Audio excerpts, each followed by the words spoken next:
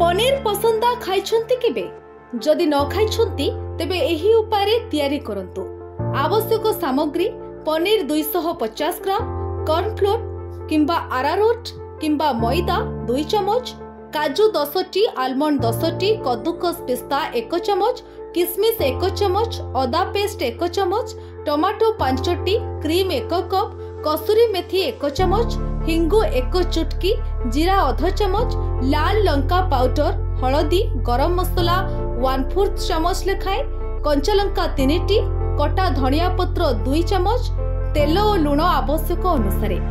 प्रणाली कटा जाइथिबा टमाटो कंचा लंका को पेस्ट करी रखंतु। पनीर को आधा इंची मोटा और 1.5 इंची चौड़ार काटी 3 कोणिया आकार दियंतु। काजू आलमंड को काटी स्टफिंग पाई अल्प पनीर को क्रम्बल करिवे।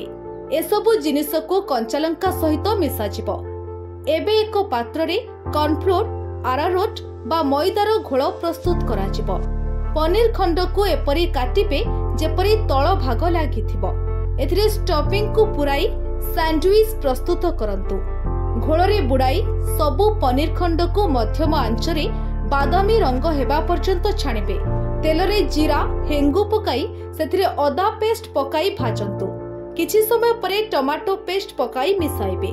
गरम मसला को छाड़ी सबु सुखिला मसला को पकाई किछि समय पर्यंत चलांतु। मसलारू तेल छाड़िबा परे क्रीम ढाली भल भाबरे मिसाइबे। ग्रेवी फुटिबा परे पनीर सैंडविच, गरम मसला और लुण पकाई मिसाई दियंतु। शेषरे धनिया पत्र पकाई किछि समय परे गैस बंद करंतु। स्वादिष्ट पनीर पसंदा को नान, रोटी, परोटा सहित गरम गरम खाइबा को दियंतु।